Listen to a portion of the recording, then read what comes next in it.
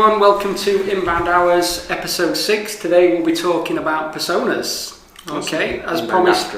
After hours. Yeah. First talk up. No. Facebook Live, never mind. So we're talking personas, guys. We've got Andrew, we've got Paul, we've got Ricky, we've got Mark, myself and James with the Facebook Live over there. I'm going to pick on Andrew today. So what are personas, Andrew? That's a good question. Perfect for this podcast.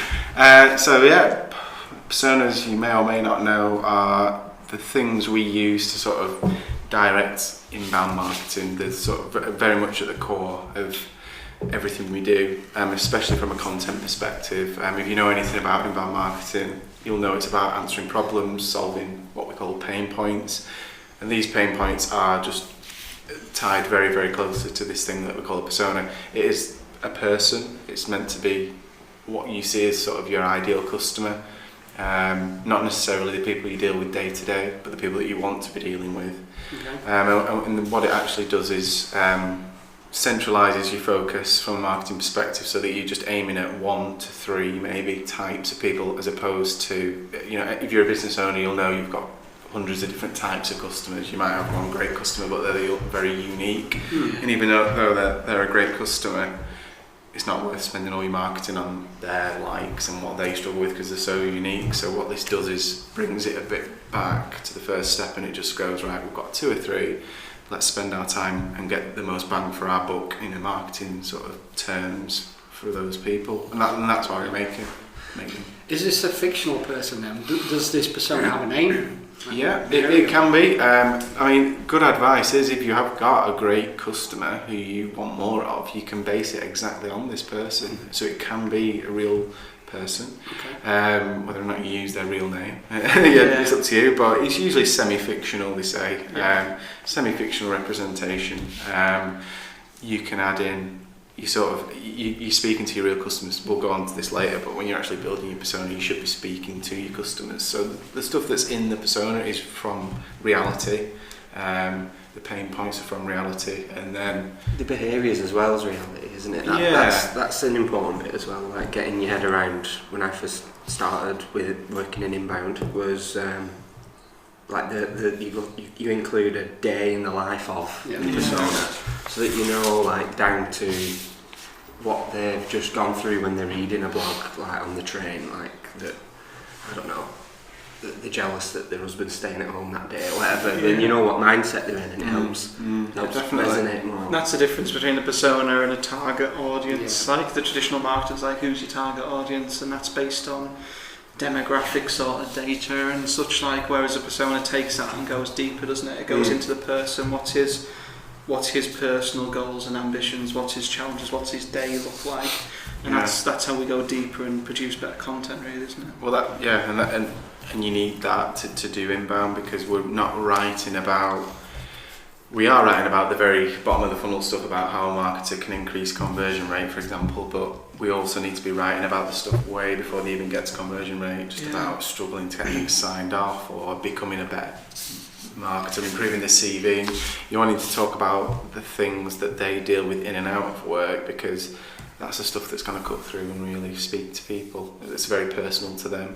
So if we can define at least half of that in a persona, you get a real good head start with content marketing especially.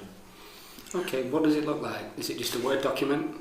And what kind of topics and questions need to be in there? Can you just sort of help us out? Talk you through how we visualise this? So persona contains a few very simple sort of demographic you start with. You probably get a picture. I mean, we've got an example here of one that we It's an old template. It's an old template, it's something we've used in the past, but you've got a picture. It's nice to visualise. This is, again, a persona, something that's not just for me who made the persona to give to the client and we just have it filed away. It's if anything, it's not really for me. It's or the client, really. It's for the people that are doing the marketing. Okay. So the writers, your salespeople, when you're picking your audience. You're meant to have this by your desk in a folder, and before you write a blog or do an email, right, let's have a read through and think, what do we want to be saying? So relate everything back to that. Exactly, yeah. So you'd start off with some demographic information, roles, their goals and challenges, the way we did it, we just bullet point that at the start, and then you go into those goals as well, though. They're everything, aren't they? You're not just So again, all the roles could be like dad. Yeah. Challenges could be, progressing in their career. Yeah. So the personal and specific role things. That's one of the most common things I see people miss out is they'll put what the goals are as like increase visitors or increase leads. If you're looking at a marketing manager, they won't be thinking this guy wants to get promotion, he wants to, because that's the real goal, because that's his real increasing traffic. Exactly. It's the way you speak to them as well, though, in your content. It's like if you get spoken to as a marketing manager rather than a person who is a marketing manager, there's a I big know which difference, one's isn't going to it? resonate more.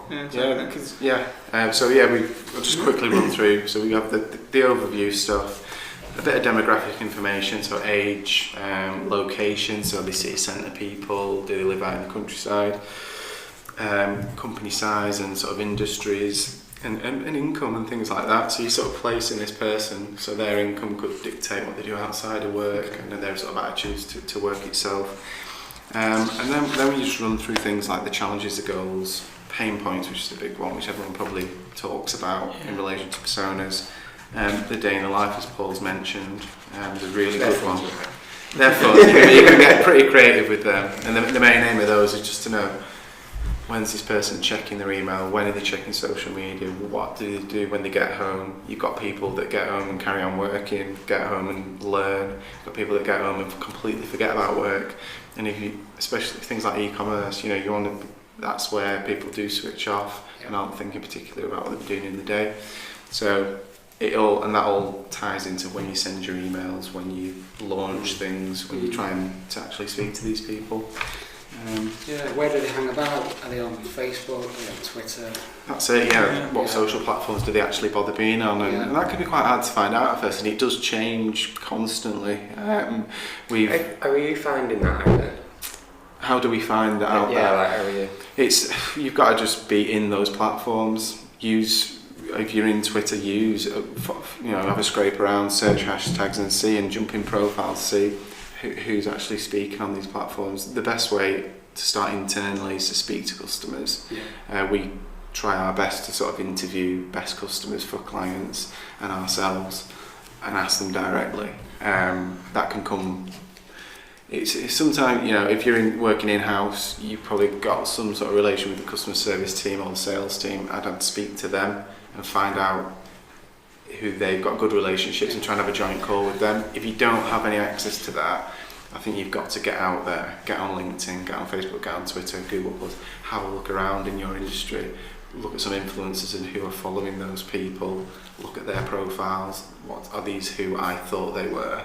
The people that are following and watching the stuff and interacting with the content we want to be producing, and try and sort of work your way back from the platform. And also surveys as well. If you can't directly speak to people, you should try and directly speak to people. If you can't, surveys are probably the next best option of getting you primary data really, and finding out such as what platforms you on is a nice easy drop down or checklist question on a survey as well. And asking people as well, I find useful. Like if your persona does X job, you'll know someone, or you'll know someone who knows someone. There's very few personas you can relate to or find an angle. Definitely. I find that most useful. It does. This is interesting. Objections. So this is one of our personas. This guy's called Marketing Mike. There's also Marketing Mary. And right at the end we've got objections to Digital 22. So you want to talk a little bit more about that? That can work for any business. That's a really interesting one. And when you're writing content, particularly bottom of the funnel content, when it comes to objections, that's quite key to know what their hesitations would be from buying from you. The place we actually get that type of information from is the sales team.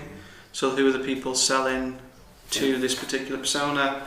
What are the friction points, the objections they're getting back from clients? That'd be important then to make sure you ask when you lose a job. Yeah. Feedback and stuff, isn't it? And that's why it's important not just to survey or speak to customers, it's to speak to prospects and people in the industry in general. But if you're an in-house marketer, speaking to your sales team can get you a hell of a lot of this data, and speaking to your customer service team as well can get you a hell of a lot of this data. So that information's in the company somewhere. You just need to find the right person out, and it's normally the person who's frontline speaking to customers day in, day out that'll know most of that. Okay, some examples hiding behind the laptop. Some examples, no guarantee it will work. We've got that. We've got has been burnt in the past by other agencies. Yeah, very typical. States lack a budget. Yeah. So this is things what we come up. Yeah, and that's just come from our experience of speaking to people and what their normal hesitations are around starting inbound marketing or working with an agency in particular. Yeah, you mentioned, Andrew, pain points and challenges. The knock-on effects on that on the website, on the copy. Can you talk a little bit more about that, guys? I mean, I've got a quick list here of just how we try and use personas in content. The obvious one is your blog titles and how you write your blogs and your tone of voice, which is the obvious in use for these, but we just take it as far as we possibly can to times where you probably think you're going as far as you possibly could with it is your social messages. So even when you've written the blog, sharing it, use pain points in the share, landing pages obviously, and thank you pages, in your social ads, your emails, your workflows, web copy, just any words on your website should bear this in mind, pain points specifically. The nice overlap as well now is with the GDD websites. It's good to get them in early doors there as part of the strategy for inbound. Because so it helps the site as well. The site becomes inbound as well. The strategic side of it is not just the copy you do write, it's the copy you decide. You know, before you've even written anything, it's like, what do we write? And the pain points are usually a lot of blog titles, and they can come from sales, they can come from business owners or customer service or whoever. You've got objections, write a blog about it. They're sort of endlessly useful, really, because that's what people want to get rid of. So if you can help them do that, they'll pay you. So it's a must-have, really. Anything we do, the first thing we do is write a persona. It's in that strategy session. You kick off with any client. You can't really do much. Like Andrew's listed a lot of things there that he uses personas for. I think the list's a lot shorter of things you can do without them, really. So it is key. And again, when we speak to people who's tried to self-implement inbound or has worked with other agencies and it's failed, when we say, where's your personas at? That's always one of the things missing. And it's like, well, I've got 30 of them, or I've got none of them. Yeah, exactly. We'll come to that in a minute. I found most people can't be asked, really, because if you get into inbound, the exciting things probably doing the content, doing the downloads, and it's like posting a blog. Once. I'm doing social, and this is actually, it's a lot of work and it's a lot of time as well. We spend a good 60 days strategy to actually come up with these, and some people just really don't want to do that. Just like, I just want to get on Facebook and start talking about my business, and it's sort of the intent's in the right place, but I've never seen it work. I've never seen it actually go, oh, actually, you know, you didn't need that persona. You've smashed it. It just doesn't. It goes for strategy in general, really. I mean, most businesses just think, cost in-house marketers are under pressure from the boss just to start getting results. We're under pressure from clients just to start putting stuff out there. Everyone wants to skip strategy, which personas are a big part of. But like you said, it doesn't ever really go right. And for every hour you put into strategy and personas as one of them, you get the rewards back out of that in the long run. There's no doubt about it. It's going to save you time. Yeah, definitely. Oh God. I mean, Paul, day in, day out, you do this. You write personas, and I've seen you do them pretty quick. I know it's 60-day full strategy session, but people listen now and thinking, shit, 60 days. It's not 60 days hours. How long does it take you, who does this day in, day out? From when you sit down to make it, I don't know, it can take up to somewhere between half a day and 2 days, but all that data that's in there, you've been accumulating from the strategy documents, the strategy meeting, your research, keyword research, speaking to your SEO guys, speaking to the salespeople, speaking to your client contact. And then what I like to do is, after all that's been formulating for a couple of weeks or up to a month, then you pull it together. Then you go through the exercise again and sharpen it, and then you give it to the client. I don't know, is that the way you do it? 100%. Definitely. I think it's like people who, if you cook for a living, the prep work, the chopping, and then getting it all weighed out, and get everything lined up. The actual cooking of the meal takes you 10 minutes, and then you're done. And that's the same with personas. Interestingly, the way we speed it up is we've got an awesome template, which actually download off our website, which will help you speed this up no end. Because one of the things when I started 2 years ago, we were working, it's one of the first things we actually worked on was a good persona template, taking that from the idea stage and having it and it's something we've worked on and improved over time, and that's took a lot of work, and I think that's put people off. It's supposed to be able to overlap as well, aren't they, from a lot of similar things, from being a marketing professional to being, I don't know, a construction professional. There will be similar overlaps, definitely, which you then know where to go and look. You look at the construction version of those places where the marketing guy was learning. I think for in-house people as well, if you're tasked with coming up with a persona, in the back of your mind, you can probably write it all out in an email or whatever, but you're conscious of how it's going to look, because you're going to have to present it to people, you're going to have to print it out and give it, produce it around the company to people who probably aren't as on board with it as you, don't get it, aren't interested. You've got to win people over. So again, our template will help.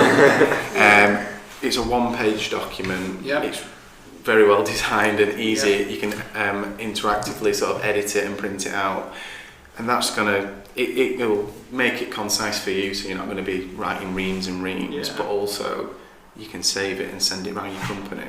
And that's going to give you a head start and getting people on board. They've got a print out. Your boss can just quickly have that done. Use it in a meeting when you're trying to explain what this thing is that you've created. People aren't going to get too bored with it immediately, and I think that'll help a lot. So that's a big thing, which you do a lot of work before, but you just, when you get to that end, you could write pages and pages once you've been doing this for weeks and weeks. You know all this stuff, and you think, I just want to bang it all down and write all this. What they do on a Tuesday is different to a Wednesday, that. And then you have to just bullet point it. It becomes symbolic, doesn't it? You think of a pain point or a bullet point of something in their day or an objection, which actually represents hundreds of different things, because there's 50 different leads who match that persona, and they all got their own little angle on that pain point. So it's nice being able to. I love it when you get that right feeling, and it's that comes so much. So I think if you can speak to the right people within your company, and I think if you're in-house, that's a little bit easier as well. Because obviously, the challenge as an agency is we've got to have a meeting, and we've got to get stakeholders around a table all together, and we've got to have sales and customer service and a business owner usually, etc., and getting them around the table is quite hard. Whereas you're in-house, you can probably just pop over to Joe in customer service and Ben in sales or whatever, and have these little conversations, can't you? When you had your agency, your design agency, before Inbound was a thing, what was the equivalent of?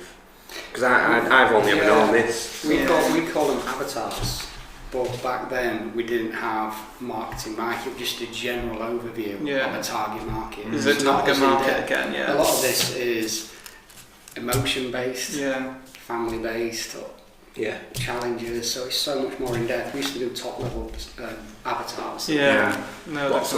Which is a lot of companies do. Target market stuff. Marketing manager. It was this, and this. And demographic heavy sort of thing.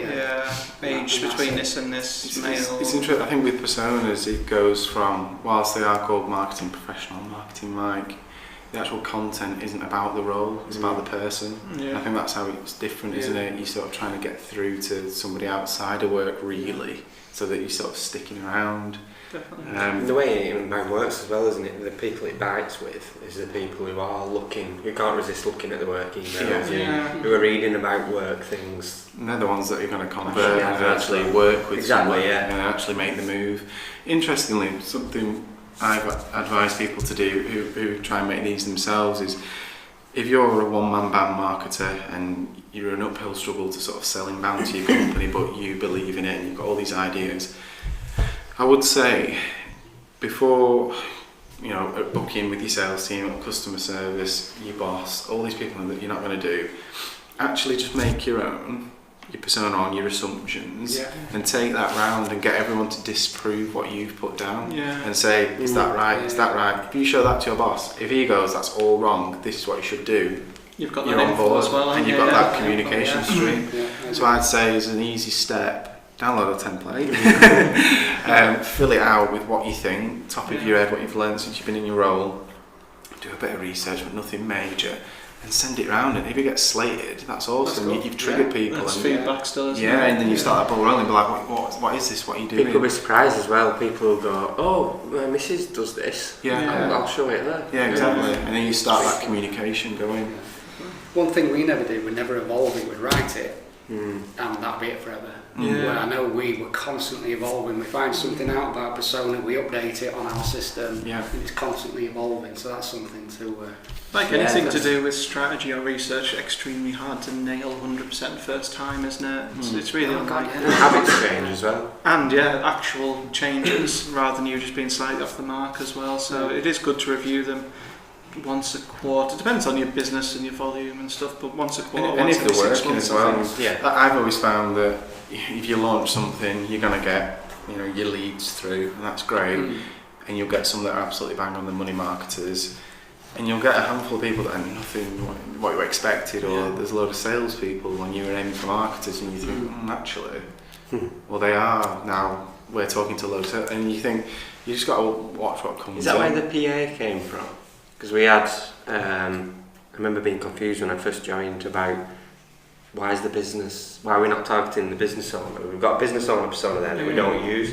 We were targeting the PA, which is the business owner going, Andrew, can you just look for find me some stuff on this? It was interesting. So that's so Content typical, is isn't aimed it? personally at. With that one in particular, we found that yes, the business owner or the sort of projects manager was the ideal person, but the earlier stuff that we were creating and the sort of idea-y stuff was never on their to-do list. It was they always delegated that. So we then aimed and did a persona on the PA or the receptionist who was tasked with actually finding that information out and spoke to them on a level of, we know you need this information for your boss, so here it is quickly. Like, here's this full thing, but we're going to help you. This is, we know you need to know this price, the size and the timeline. That's all they care about, the figurative they. And then that worked really well because people thought, how have they figured that out? And that actually came internally from the client who said, when we're on the phone, it's always mid-30s women, PAs, having to sort of figure this out and get some quotes or get some ideas together. That's weird when you go down to that level, isn't it? Like not just, it's like stereotypes. It's a bit weird. It's funny doing it, but definitely. then you look at the leads and stuff, and it's like, well, actually, they are coming out. And we found actually that we started writing stuff for PAs and the traffic goes up. Sometimes the people downloaded it ended up being the business owner, but then you track it and you find that they're from the same company. That person that was viewing everything, they ended up just sending links across. So the actual conversion comes from the ideal person, but the net has been made for the early stage researcher. You touched on something earlier. How many? I know we've had a client, mentioning no names. He wanted something like 17 personas doing, which is a lot of work. And once we actually did the research, it was only 5. How many for a typical business? I think I personally don't think there's an actual limit. I think it's more a case of where you start. So like we had a client who started on inbound, wanted to start with 30, and you're thinking, right, we've got to do an awareness-based piece of content, a decision-based piece of content and consideration, then we've got a blog all around this for each persona. Like, fine, we can do that, but you need to be blogging 7 times a day, which is unrealistic. And it's to start with, it almost You've really got to narrow kind it of down. makes it irrelevant to actually bother. It does. You don't get the penetration in any persona well enough to do that job really well. So I think you've got to marry it against your resources. Why is that? What's that? Sorry. Why don't you get that depth? So if you've got to target and write to 30 people, the amount of content you're producing is still the same. Then you're going to be releasing one blog related to that persona every 60 days or something, rather than releasing something to them once, twice a week. You won't get the traction as quickly. You've also only got one social platform per platform, which is just going to either be 100 messages an hour and no one can pick up, and there's a very slim chance they're going to see something related to the persona. Or they see 29 aren't related to them, so they switch tune off. out. Your blog roundups are crazy. Your contents, you're going to only appeal. And then your segmentation, when you're building a database, your persona segments, you're going to have 2 in that, 1 in that, 1 in that, rather than 50 in that to start, So why don't we do just 1? 99% of businesses that we deal with, I don't think need more than 3. 3, I'd say 3. Yeah. 2 works just fine. If they're being honest with themselves as well, I think that when we speak to marketers, actually much more aware of this. But when you speak direct to business owners and you say, "Who can buy your product?" and they'll say anyone.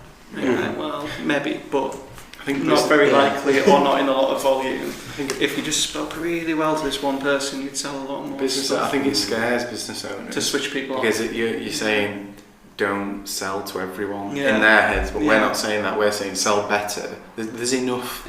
There's enough marketers out there to sustain your business forever. There really is. But people are scared, and then traditionally you just try to appeal to everyone and hope whoever comes in, then that's who we'll sell to. Whereas now we're saying like you do have to ignore those people because they're just not efficient. If you try and speak to everyone, you speak to no one. And I think that's so true. Your conversion rate will be very low. If you speak to a specific audience, a specific one's great, but if it's 2 or 3, you can probably just outdo it. And how can you refine as well? If you're doing something well, you're not going to know, are you? If you're spreading it so wide, so you're never going to get that level of data. I like having 3 per client. I think it's about right, isn't it? You've got some very few things that apply to all 3. Yeah. You've got some that are very, very niche to one, but most are 2. And it's sometimes those 2, sometimes those 2, and sometimes those 2. Yeah. I think you always end up in a tiered system as well. Whenever we've had 3 personas, how we sort of get a client to 3 is say, let's have 3, but what's your top 1? What's your second one? What's your third? And we'll sort of direct our stuff towards those mainly and sort of work back from there. I think the myth of doing it as well is if you look at target one persona, for example, and we're going to write for this persona, the web copy is going to speak specifically to this persona, and I think people are scared that no one except that persona will get in touch. And that never ever works out. You still will get, if someone really wants your product and they read it and say, this product's for chefs, but I'm not quite a chef, I have something slightly different, but I still want that, they'll still buy it. It's all about being confident as well. If you say we're creating the best ever software for marketers ever, and I'm a business owner that's got a team of marketers, I might go, I want that for my marketers. Exactly. So it attracts me because you're shouting about you being a specialist for your persona. It attracts the people on the fringes as well. It's like why do we wear Gore-Tex coats to walk to work? It's like it's designed to go up a mountain. Exactly. You're always going to get those people who just want it. So I think that's a myth about tuning people out, but I can see why a business owner would be scared of doing it. Where do you draw the line? You could go on and on and on. I mean, this is a 3-page now. We put it in a 1-page template, which we're going to put in the notes.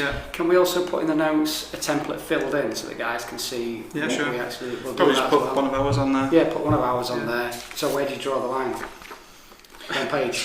What I've actually got to the point of doing is sometimes I actually have 2 documents. So you have the 1-pager for sharing round, and that's the reference guide. If you do have a lot of data, there's no point in binning it or just hiding it. You might as well get it down in a usable format for somebody that maybe it is just for you or us as the agency to have a more in-depth, because we've got more sort of like need to read this stuff. But sometimes I start and this one is 3 pages with a lot more descriptive stuff in. Then I'll create the 1-pager, give that to the client or your boss, someone who doesn't want to be reading reams and reams, but then you keep this stuff because it is valuable to you. If you're a marketer that spent ages putting this together, it is going to help you. So not really an answer there. I would always go for the 1-pager for distribution. I think it needs to be memorable as well. Like I know Andrew said earlier, it's something that you should have there on your phone, but the reality is you're too busy for that. It's something that you look at during a campaign, planning the campaign in the middle, and when you're reviewing the data at the end, and then you review the persona itself every quarter or 6 months. But if you speak to our writers, they know the persona pain points. You just know them in your head. That's why the 1-page. Mine have got tattooed. Okay, well, we've got a couple of minutes left. Key takeaways are anywhere from 1 to 3 personas. Yep, we've got that. What else have we got? 1 page, Yeah. Look at emotions. Yeah. Not just the For the professional content. side, the content. And this all leads to tone of voice, buyer's journeys. Ties into everything you're going Ties to do. into everything you're going to do. Anything else we missed there? Key takeaways? Speak to everyone in your company. Yep. If you're finding that difficult, Yep. just get something down on your one-page template and pass it around and get them to discredit it, because that will give you good feedback and you can make it better. And push them as well. How many times have you seen it where you're saying, who's like, who do you speak to? Who's you doing this? It's X. Yeah. And then you ask a few questions. You go, actually, it's not them, is it? They tend to be these kind of people. Yeah. I think treat it like any market research. You've got to get the closest people around you first, which for us is normally get the information from the client, base it on that. Then you want to go online and do third-party research, find what you can find online from stats websites. There's a lot of good persona websites out there that help you get a bit of research. And then thirdly, if you can actually interview the person and speak to them, that's primary research, and you're gonna get the best data from that. So treat it like any market research, really, and go through those phases, and that's going to get you your best personas. Just a quick one, if you do interview anybody, record it on your phone. Don't try and make notes. I've tried it in the past. Write stuff down and you come back and think, crap, that's rubbish. Get your phone out, stick it on record, upload it, share it, and you can. Great tip, No, I like that. Thank you, gents. Well, that wasn't too hard, was it? Wasn't too stressful. I think we did okay. I'd like to know what you think. Yes, as always. As always. So that's it for this week. Thank you. Please share. Please give us any feedback. It's always helpful. And let us know what you want to talk about next. Yeah, okay. Thanks, guys. Thanks for the Thank share. you. Thank you. Bye, Facebook guys.